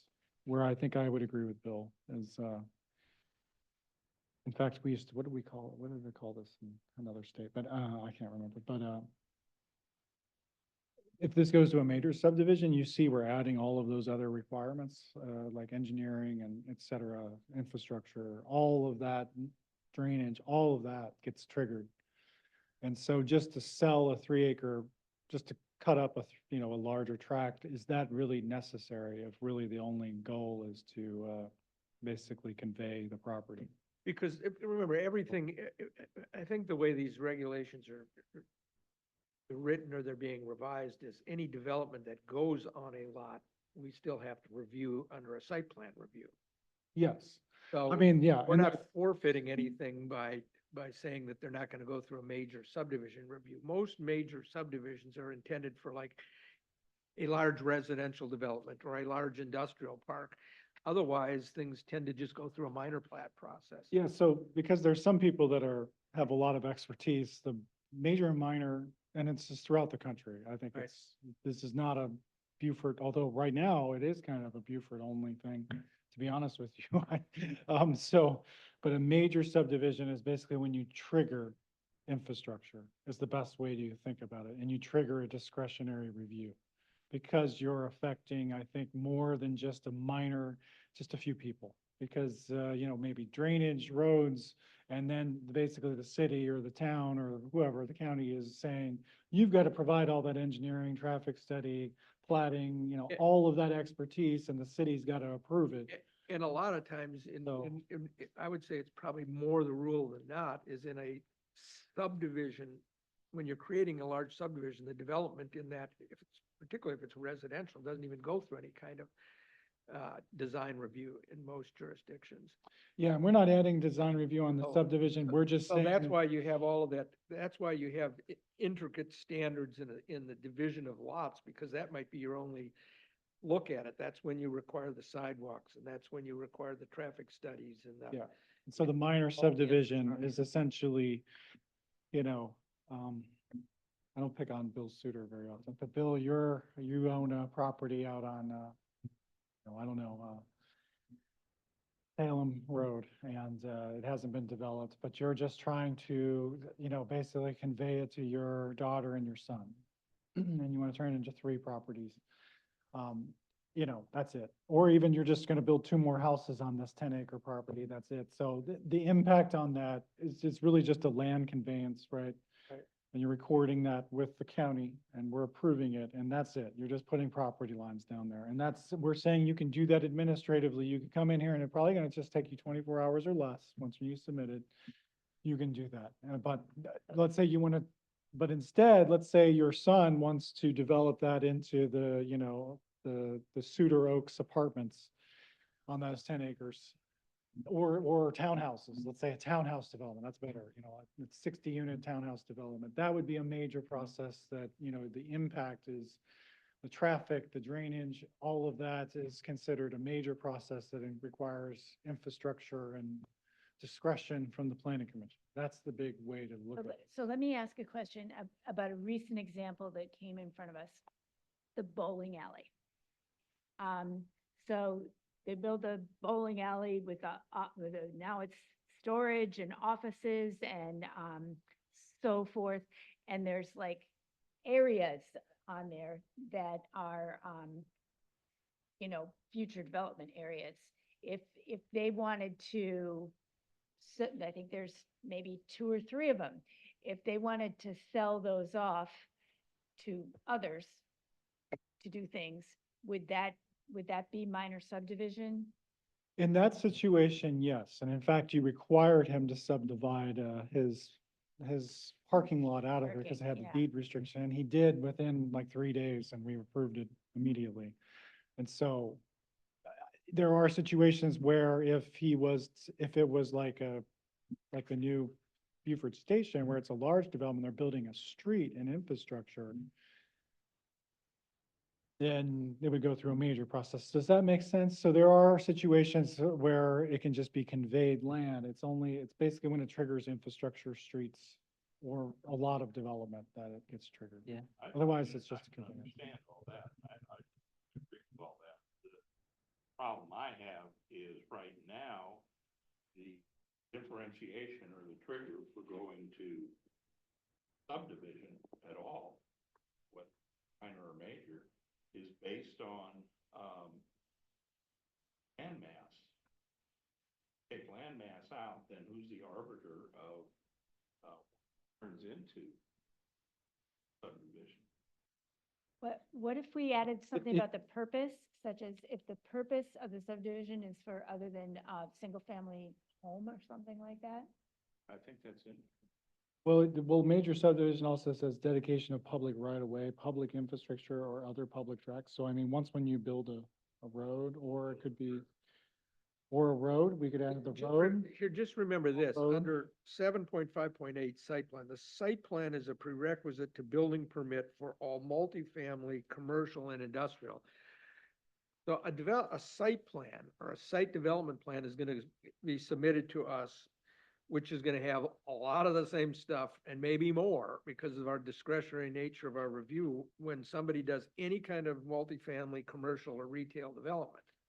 Okay, all we're saying is if all you're doing is just dividing your land, because that's all a subdivision is, when you get down to it, it's just dividing it into 2 or more lots. And all we're really saying is that at what point is it 2 lots, 3 lots, 4 lots, 5 lots, 6 lots? Do we say a major subdivision? It's pretty standard around the country to say above 5 lots, it's a major subdivision plan. And under 6 lots, meaning 5 or less, it's a minor plat. And that's what we've done here. We're just doing the same thing that is done every place else in the country. So because we have site plan review, which they don't necessarily have in every place in the country. That's right, a lot of places. And the don't. way this code is written, we got all the discretion in the world. We're gonna be able to get all the review we want on a site plan. No reason to put somebody through a development plan. I think if I you mean, were to for do a it subdivision plan as well.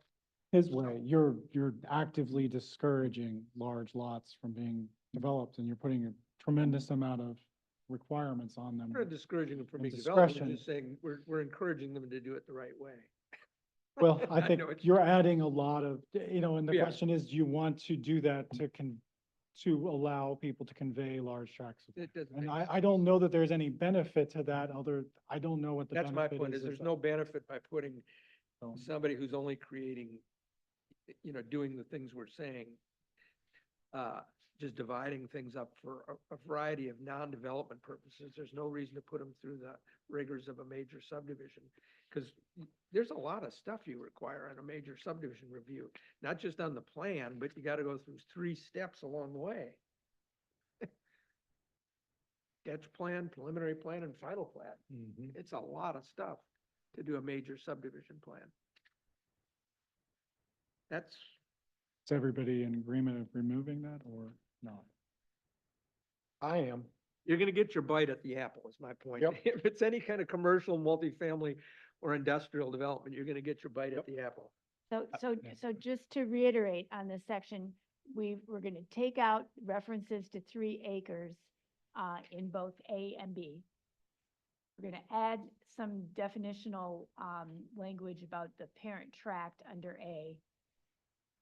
And that's all we're changing right now on And then removing the, 3 or more acres on B. right. Okay. I think I'll say that again. So, What's that? We didn't hear you.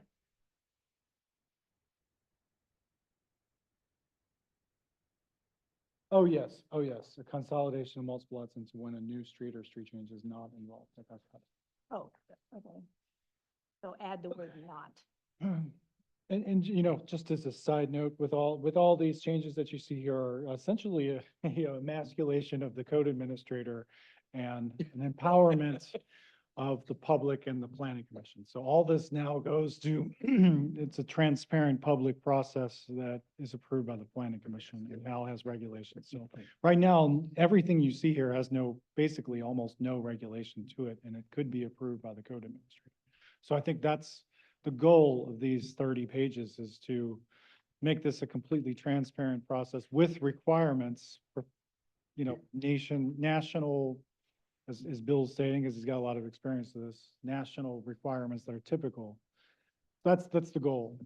That's the goal. So I just want to say that, so. Very good. Anything else on that? Otherwise, let's move on to 7.5.3.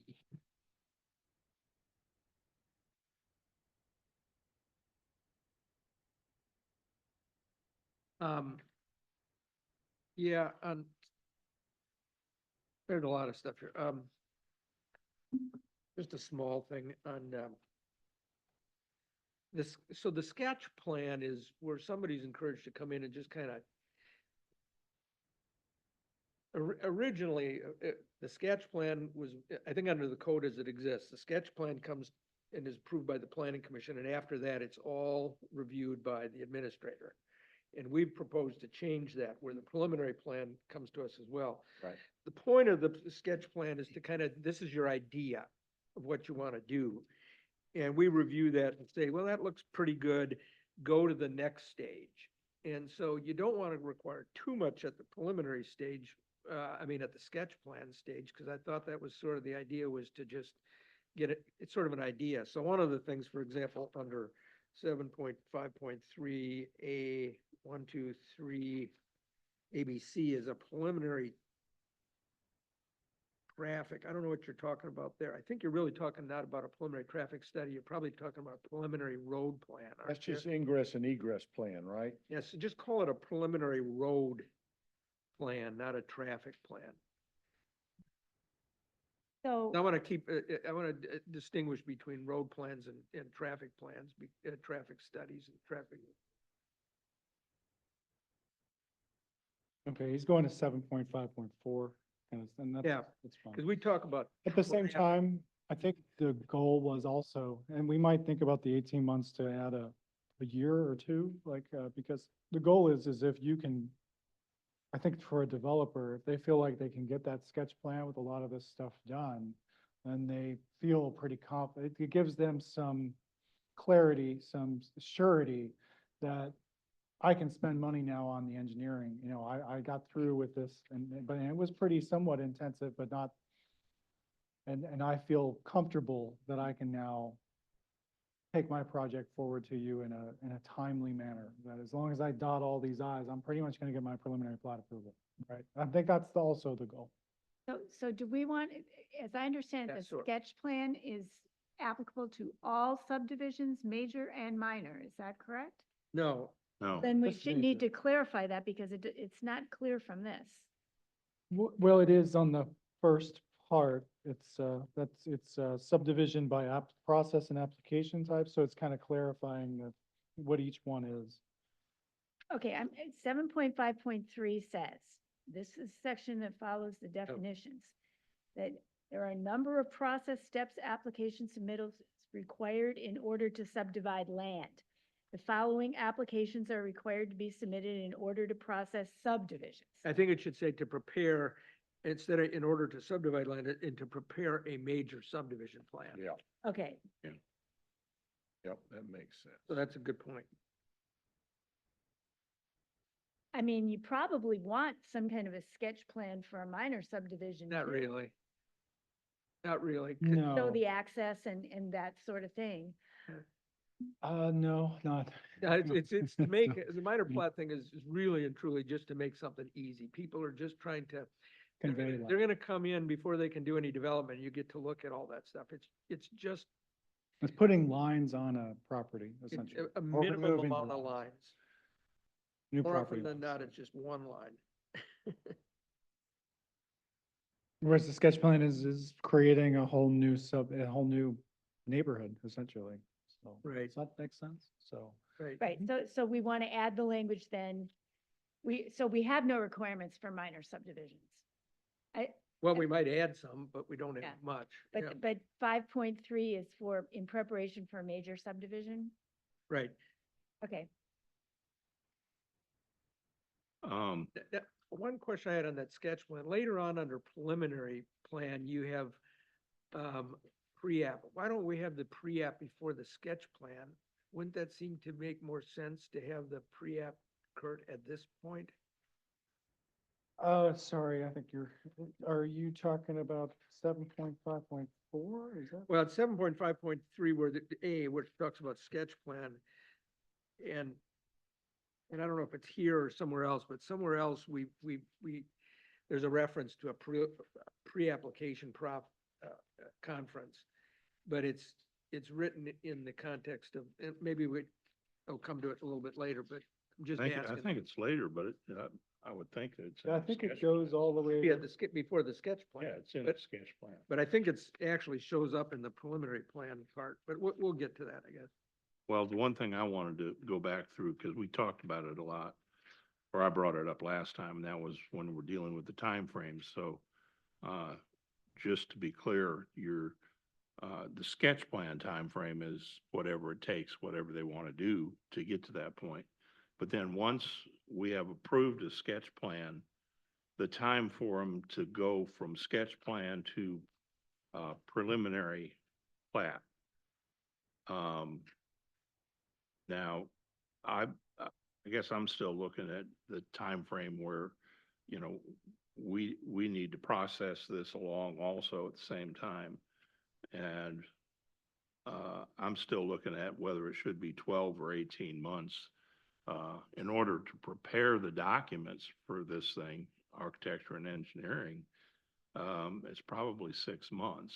I know that there's other things that you have to do in the process in coordination, getting the facilities set up, but I want to try and not stretch these things out to what they used to be, which was 7 years. Well, right now, under subsection 4 there, they're good for 18 months. I realize that. Yeah. But that was a change that we made. You weren't at that meeting, but I wanted to have us consider whether 18 months is appropriate for that particular time frame to get from sketch plan to preliminary plat, or 12 months would be a more reasonable time frame. Well, it shouldn't be for a housing subdivision or for an apartment subdivision. but it could be for a commercial retail subdivision where they've got to get tenant approval and all this kind of stuff. Yeah. So So Anything I that's would- the only, and if you I want. would lean towards more time, actually. Yeah, if you want to make a distinction, I agree with Mike. I don't think you probably need more than 12 months to come up with your next plan from the sketch plan for, a housing subdivision of some sort. But I don't think 18 months is unreasonable at all for a commercial. Go back and review the sketch. Come in with the sketch plan, we review it, we send them back for corrections. Well, you're gonna approve a sketch plan and then they've got to go and get that approved and turned into a lease, is what I'm saying, in a commercial situation, which might take longer than 12 months. Yep, or, maybe they're gonna sell it to another development company or Yep, split it up and have that's another right. development company do it, or, The only reason I think that, I think 18 months makes sense. The point really of saying, remember, a sketch plan was to get a preliminary idea from the planning commission of whether you're on the right track or not. that's You right. know, and so the reason to have a time limit for the validity of that before you prepare the preliminary plan is only because circumstances might change. Say another couple of developments come in and all of a sudden traffic is, a lot worse and planning Or we commission have a may want to. recession, Huh? we have a recession. Or the planning commission may want to look at it and say, listen, why don't you come back to the sketch plan process? You don't have to necessarily do the whole thing over again, but you got to come back for a sketch plan approval. So I don't know whether, to me, 18 months may be too short. It certainly isn't too long. Well- But I see the need to have. No, one. it's after you've approved the sketch plan. But you can't do anything without getting a preliminary plan. No. But you go through the sketch plan process, and once we do an approval of the sketch plan process, then it's the time frame from then for them to go from there to preliminary plat. Right. Now, from a documentation standpoint, that's not 4 to 6 months worth of documents. Now, the other part that is more your expertise on the development side is putting the other information required in the preliminary plat together on the table. But documentation is not going to take very long at all. And Well, I think in out west, it's very common to see people, different firms do this, right? That the owner or representative will get this entitled with a sketch plan, and then they try to sell that approval to the actual firm that's gonna do the development. So that Sure. period of time is needed to find the sale. And it's just how much time you want to give a person to either think about committing the money to do this project or to sell it to another developer. I'm just, from experience, that's So, Kurt, generally Well, here's the other thing, Well- just thinking. here's the thing to keep in mind. First of all, there aren't a lot of jurisdictions that have sketch, preliminary, final. It's usually like preliminary plan and final plat, two-step process. We've got a three-step process, but the way that in the code, the way it is today, after the sketch plan is approved by the planning commission, that's the last discretionary review. We've already required a second discretionary review by saying that all the preliminary plans are gonna come to the planning commission as well, unless we want to change that. So my point is, I don't think that it's all that critical to have a short fuse on this thing because of the reasons that Kurt said. Yeah. Somebody might want to come in and get a sketch plan just to have an idea whether it's even developable. And then they go out and they look for a developer. It might take them a couple of years. Yeah, because you have another bite at this apple. So I mean, like 3 years is, I think, pretty, but Yeah, you we know, get another bite. after 3 years, maybe Wait a things have minute. changed a little bit. haven't we already addressed this in connection with the table at 9.1.4? There's a subdivision review section of it. It's on page 2 of 42 of the those tables don't work though. Those are for development review. permits. Well, it says subdivision review I know, and but it says sketch plan and look maybe at your it column depends. headings, though, column headings, and it's under the That's another issue I brought up last time. Okay. This covers the timeframes for doing the review process, for the production of documents. The 9 is for the permit process. So once we've Okay. approved the final plat, then it's the length of time for permitting that a permit's good for. I think the thing to ask, and what are you trying to get at here? Because this is really to the benefit of the community and to the developer. Really, probably leans more towards the developer because they're getting a sure sense that, you know, they can get this plan approved with a sketch plan without spending a fortune designing it. And Right, and so that's- shortening the time doesn't, it detracts from that benefit to the developer, which is, it's already very expensive to do, but you still have the discretionary, catch-all safety pin of when you go to the preliminary plat, then they have to do the TIA. And so, you know, even if there was in that time period, like some other development, that's gonna have to be reflected in the preliminary plat. And you still are going to have that safety of the preliminary plat. So again, I think the sketch plan is really to the benefit Yeah. of a developer and why shorten that time, right? Yeah, Why there's not no give reason them to 3 shorten it. years and say that, you know, if you, that's, I think, fair to them. It's kind of an olive branch to them. Hey, I'd lengthen it if anything. but I guess I'm just, I'd lengthen it to 36 months. otherwise you're kind of defeating the That's purpose of the sketch scraping plan. up worth We're that much making anyway. this kind of hard on people and they're constantly coming back to you because, you know, the economy might change, the market might change and they might not be able to sell it that quickly and then they have to do it again. And what's the purpose, you know? Yeah, bottom line is, just because we'll never get off this, is that if we're gonna continue to have discretionary review of the preliminary plat, then there isn't that much value in a sketch plan anyway, other than just what Kurt is saying, just to give somebody an idea. Yeah. And so I'd give him more time than last time. Or, But 18 months, I don't care that much because it doesn't, it doesn't vest any real rights in you anyway. How about 18 months in a one-time, yeah, 18-month approval? 1 year. Renewal, I don't like a care. one, Yeah. 18-month. a 1 year. Gives them 3 years, because again, I think the sketch plan is almost to the benefit of the developer. Like, hey, I don't have to sink $1 million into the planning of this You're right. project. Here's a question. If do we approve the sketch plan and then something happens in the neighborhood and it's totally gonna affect whatever development that they did on the sketch plan, could we deny the preliminary plan because of that situation?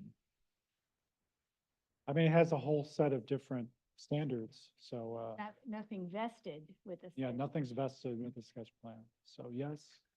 I think you'd have to have good reasons. you have But, to- so what we're suggesting, okay, on page 21, let's say 21, Page 31, section 4 with timeframes.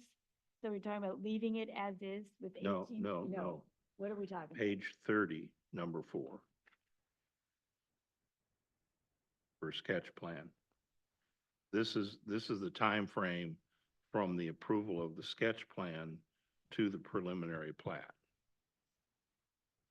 We have no control over how long they take to do a sketch plan. They can take 10 years. Right now, it's like 7 years. Okay, so the heading that says time frame related to approval of the sketch plan, is that what you're talking? Yeah, so Yeah, it so says 18 months now, and there was Let me some go to that, I'm reference to a extension. One extension. That on the screen. For another 18 months? No, I think. That's what I'm recommending, I because think you're reading it wrong. When I read this, time frame related to approval of sketch plan would be the time frame from our approval of the sketch plan to the preliminary plan, and maybe Correct. this needs to Yeah. be rewritten. No, Because the sketch plan is in full force and effect for a period of 18 months from the date of planning commission action. Yeah. Major proposed changes such as relocation of streets, density, use, or type to any approved preliminary or final plat will require a new sketch plan approval. Right. That's what it's. And so I think 18 months, if you want to put 18 months in there, if we're really playing very much to the developer in doing that. But if the board wants to do 18 months with, one, reset of either 12 months or 18 months, I think that'd be fine, but just so everybody understands, that's the time frame that we're looking at, because we're gonna look at the preliminary plat. And I thought that the preliminary plat would probably take more time for a developer, once it's approved, but Yeah, so again, this is, you got 18 months to do a preliminary plat. And then we're proposing one renewal. So then you'd have 3 years essentially to do a preliminary plat based on that sketch plan. If you do not, then the sketch plan expires and you have to do a new one. correct, So, correct. does that make sense to everybody? Is that- So do they come here, they gotta come before the planning commission to get an extension? I think right now, there's no extension in there, but I think that makes I some think we sense. need to add the extension. I don't Extension at think the it needs to planning go to, commission's Discretion, one I- extension. Yeah. yeah, I think the administrator could approve that. So how long of an extension? 18 months or 12? 18 months approved by administrator. Talking about 18 months now. Well, here's, Yeah. So you're talking about 3 years. Once we approve a sketch plan, we may not see, we could not even see a preliminary plat for 3 years. why don't you at least do this, say, plus an 18-month extension based on just cause? And here's my rationale for the whole thing. Yeah, remember when we were talking about traffic impact studies, we were talking about when you do a traffic impact study, you also have to take into account everything that's been approved before you. And so here is a good reason to have, that 18-month time frame that doesn't automatically, without a good cause. Why don't we just say at the Because discretion so of my the only, planning so commission? my only point being is because the next guy comes in for a subdivision, if this guy never really intends to build his subdivision, the second guy's got to take into account that subdivision as though it's going forward, even though it hasn't been built yet. Would a sketch It- plan approval trigger that though? Well, I think it should, Should. because you could have a Uh. lineup of 27 sketch plans, all of which may eventually result in developments, and the 28th guy's gotta know, I mean, we have to know what are the impacts of all those things that might have rights to be built before us. So, It- but if we don't confer any it- vested rights by approval of a sketch plan, me, that should not trigger. It should only trigger once somebody has a vested right to develop. Well, that's why I don't even like the whole sketch plan process personally. Can we maybe It's just an do extra a- unnecessary step, but we Spent a have lot it of time in, on certain things. It's but we interesting. have it in our It's not process forget that here, this so would have but produced- since we have it in our code, I think it ought to count for something. And it ought to Okay, be- so we're gonna do 12 months, with a extension for, or I mean, 18 months with an extension for 18 months. That's what I would do. That but I would- and I would just say- extension that has to go through planning commission. I would just say, No, administrative. No, it could be You just administrative. have to Admin. decide. I just was saying an extension based on just cause, that's all. So- I apologize, I have another commitment at 7 and I have to leave, sorry. All right, Well, I think we've come to a good, kind of a good stopping place I think so. with the sketch Um, plan here and Yeah. and Ms. Burley. Oh, sorry. Yeah.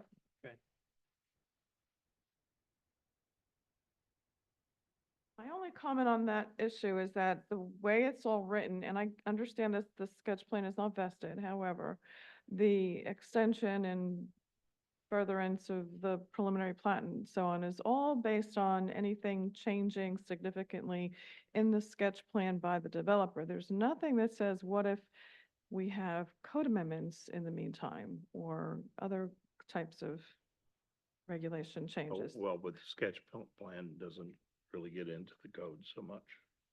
The preliminary plat would be where our codes. And we would still be protected there, like when they came for preliminary plat. Yeah. Thank you. no, that gets to the whole vesting thing that we're supposed to get into eventually. Okay, if this is a stopping point, I'm just throwing it out there. I can make these changes. I will get with Diane just to make sure that I get all of her stuff. And I believe our next meeting is the 4th of November for the work session, if I'm right. And that would be at 3 o'clock, so we'll try to send that out on, That one, what day is it? it'll be Tuesday, the 4th, I think. I think it's the 4th. I should have looked at I looked at my calendar earlier today, but I didn't confuse my numbers. I believe it's Tuesday, the fifth The of 5th. November. Yes. I apologize then. So it's the 5th, so I think that would be the 28th. I would send that out to you, the Tuesday, the 20th, which would be next Tuesday. So I'd make those changes, or, hold on, that would be the 29th, be the 29th. So I'll send those, Yes. changes, and again, if like Bill, if you have, Mike, Kim, if you have, and I'll get with, Diane. If you have some changes, I can put it in the draft to send you and track changes, so everybody sees them, and maybe we don't have it speeds the process up. Yeah. Or if you also could identify major issues, we could add that in like a staff report or a memo, here are the major issues, and so maybe that'll speed the work session up. And then maybe you should think about if we can get through with the next 20 pages, either setting another work session and just think about times, or a special meeting, which we can't really do. So this will go into November. But if you're gonna have a special meeting, since the next will be the 3rd meeting in November, would probably be the following week. So it'd probably be the 11th. You'd have to have that special meeting. So- So just so think we- about that, or 12th, I So mean. we have a work session on the fifth and our meeting is the 18th. And Meeting's then the 18th. the next week is Thanksgiving.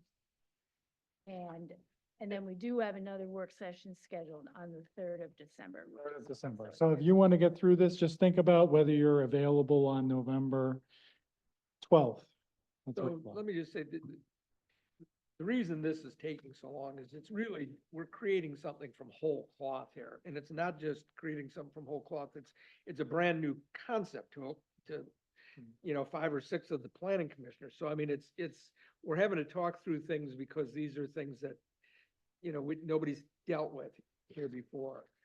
And my view is, if I had my choice, I'd just get rid of the sketch plan process altogether, because I think it's a wasted effort.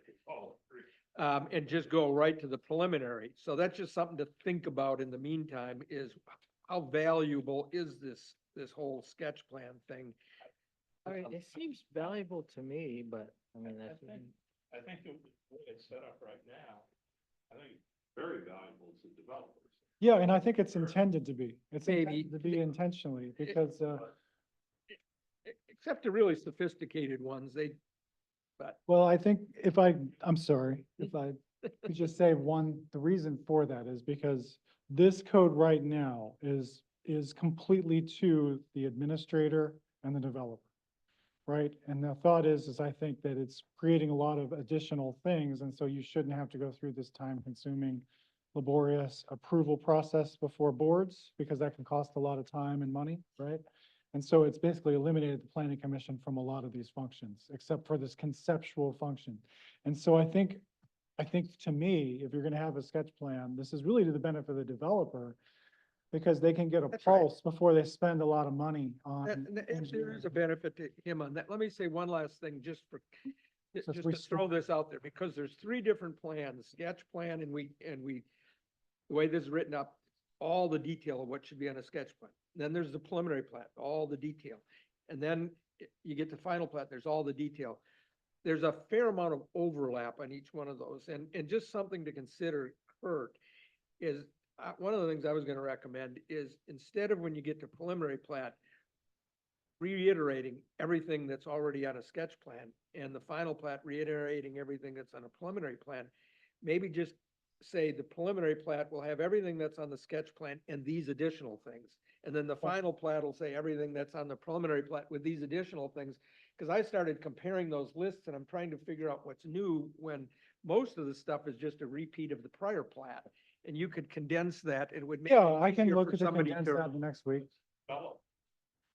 No, Sketch plan doesn't have anywhere near the detail that your preliminary doesn't have anywhere near the detail. No, I know it. And all I'm saying is it's but it's, because it's, because it's additive, I'm just saying is the preliminary plat would have everything that's on the sketch plan plus these enumerated items. And the final plat would have everything that's on the preliminary plat plus these enumerated items. But what we've done is we just, why not? Because your sketch plan doesn't have the detail that you want on the preliminary I plan. know it. So that's why It's- you're saying the same thing. You're developing those I know. road systems and everything else, but you're developing them more so it's. I know that. I'm just saying, I'm saying because each plat is additive, you don't have to repeat everything that was, you just say, I want to see everything. Right, in the code. On the drawing, yeah. Well, Yeah, the we'll- drawing, you we show can- it all. We but can, We don't have to. we can look at that, but I don't think it harms anything just to have it in there. Well, it just, it It's was, just- Okay, are you gonna put that on the next draft? yes. we can look at it, but again, I don't think it harms anything, but again, I think what I'm trying to get at here is the sketch plat is that, trying to restore some balance, because if you don't have a sketch plat and a way for a developer to get an idea how you feel about a project, they're gonna have to do all the engineering, all the traffic studies, everything, I get it. and bring it before you. And they're not gonna have, so if you decide, you know what, I don't think that we should have high density on this section and high density over here, they're gonna have to redo all of that at great cost. So it'd be better that's the whole purpose of this. Does that make Right, sense? yeah. And so, So technically, could the developer, if they decide like, we're just gonna jump onto preliminary plat, could they show everything on preliminary plat and get both sketch plan and preliminary plat approval at the same time? not what we have now, but I don't If you submitted know why everything you'd want to do that. that belonged in it. It's a small project. I think maybe you could consider it. It's a small project. Put that information down. Yeah, They can't get an approval yeah. of the next step. I mean, you all don't really get a ton of, I mean, this is what I'm used to doing all the time, like, so you don't really you don't have a ton of Salem Bays here. I mean, you have more site plans more than anything else, so. Anyway, All right, sounds good. Well, if there's nothing else, can I get a motion to adjourn? There a second? All in favor? Aye. Any opposed? Hearing none.